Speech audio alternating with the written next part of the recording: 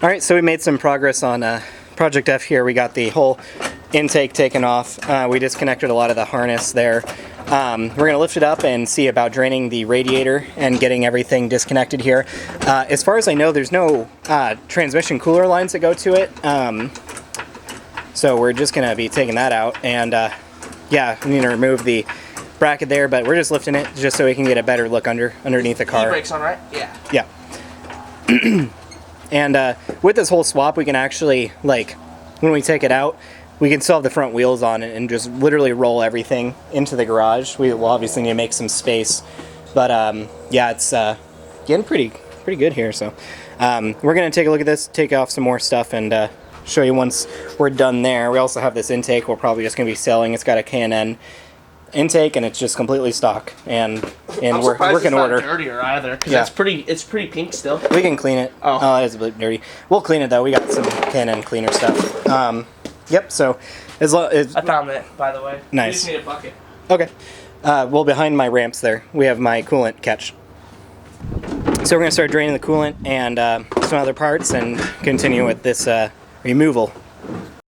All right, so we got more off. We got this strut and the ram air there. Drained the coolant, got the AC condenser out and the radiator out. It was convenient because the AC was already just dead, so there was no coolant in the lines. You can just see how much room is available in here. It's pretty good. It gives us a lot better idea of what needs to be done and where. You can see how dirty it is down there, just collecting leaves and styrofoam, I guess, and that's where all that sits.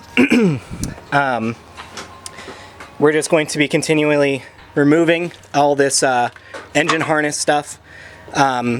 Looks like we just need to disconnect the sway bar. We need to disconnect some of these strut bits. We need to disconnect the drive shaft and the cross member brace, motor mounts will stay on since we're lowering everything. And then basically all the lines, and we're ready to lift the Camaro off of the engine. So, yeah, I guess Tristan here is just comparing the harnesses. What is what? Because I need to know if I need to extend it more so it can plug into these things. I don't know what these things are yet. Yeah. I mean, they won't be hard to find, but they're somewhere. We're also, this is a pile of bolts that we're likely not going to be reusing. The stuff for the AC stuff is on the condenser, so we're going to be keeping track of everything. It's pretty important to do that. This also gives us a better idea of the power steering lines here that we'll need to extend, so one's right there. This just looks like 3/4 or 1/2 inch flexible tubing, so there's no hard lines that we'll need to replace, so it'll be pretty easy. Yeah, we're making some pretty good progress, yeah. And with this whole thing, we'll be able to keep the wheels on, so we can lift it, drop it, and then also roll it if we need to put it on the curb or whatever, if we need this, parking space here. So, yeah, so far pretty. I mean, we're just taking stuff apart. It's going to be easy. Yeah. So, that's where we're at here. The thing about project cars here, though, is it's not a project car unless you can step in the engine bay. Yep. Hell yeah. We just need to remove the hood. Yeah. Honestly, that's not a bad idea. That is not a bad idea. It'd be a couple bolts, too. Yeah, we'll just store it behind the house or something. We'd have to tarp it, though. Yeah, or grass. But yeah, we're making some pretty good progress here. So. Yeah, so that does have to be right side up. We're looking at some fitment stuff for the Meth. I mean, this could, at the very least, sit there. Yeah, the pump. We might have to put this in the back. Yeah, unless we have more room over here, but I doubt it. I mean, it has to be right side up, though. I know, but I don't even think it would fit like that. Alright, well, this is kind of killing our dream of keeping the Meth up here. I mean, running a hose wouldn't be so bad. I just kind of don't want to hear it. Yeah. But then again, it's not going to be running all the time. There's a spot in the back trunk that I think you can hide it behind. Okay. Alright, so we disconnected the power steering here and we drained it just to get more clearance. There's a bracket that's out of the way now, so we have a bit more clearance there. We are going to be able to reuse the lower radiator hose. It's just going to be the upper radiator hose. We need to make a custom one. We're just test fitting the Meth kit over here, actually. We took out the spare tire and there's tons of room down here that we can utilize and places that we can bolt to. Plus it has trim piece over it, and we can even put some additional insulation. So this is an idea. Through that hole, we're gonna have to put a grommet. And then go through the bottom, but we could go through the interior as well. Interior is probably better. It'll keep it cooler.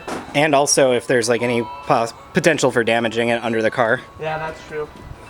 Then it could catch fire. Plus it's exposed to the weather and stuff, and you know, heat and cold and all that. But this is definitely a good spot. You could even do it right here.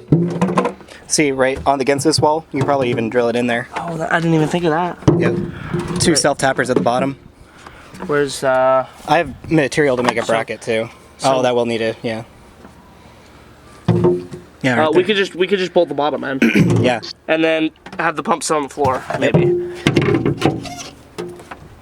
Yeah, right below it. Yeah, there you go. And then I'll fit over everything. And then I can easily fill it. And the pump will be below the tank. I like that idea. We're just gonna have to figure out how to route it to the interior. You'll have to give up your 135/60/16 spare though. That's terrible. Is it a 15? It's an actual full-size 16. Yep. Well, full-sized. Yeah. So yeah, this thing, I really need to paint this like gloss black because it looks so good. It looks so ugly. I have McGuire's back to black. I don't think that would help this. It would be temporary. It would be temporary. Or you can take a heat gun and that'll melt it a bit and make it blacker. So we're gonna have to. Can we? Don't rip it. Why do we have to remove this? Well, I mean, we're gonna put the battery in, right? So we've got to. There's a cup lid.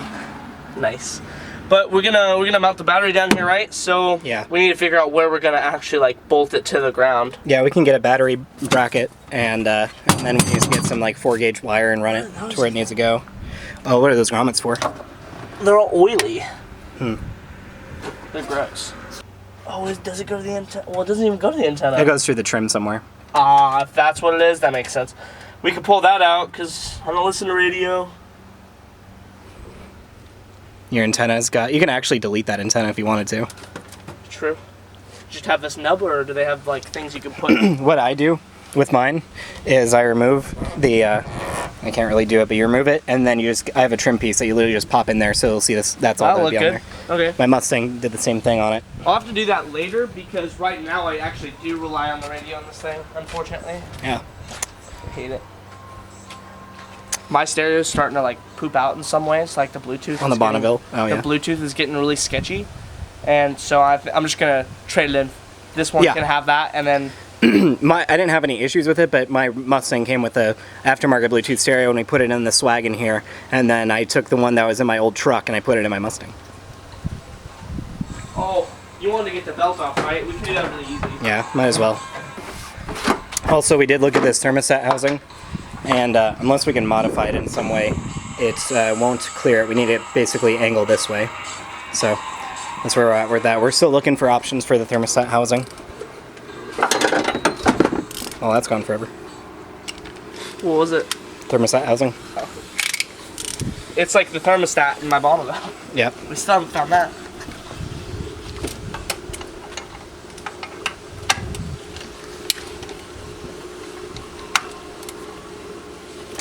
Oh. Wrong way.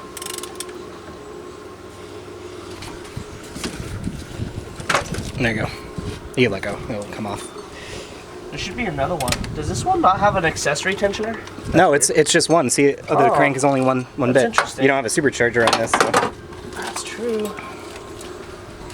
No supercharger, less problems. Nah, just kidding. Well, I mean, you're not wrong. Nah. Superchargers are actually very reliable. Especially one that comes on a vehicle stock. Yep.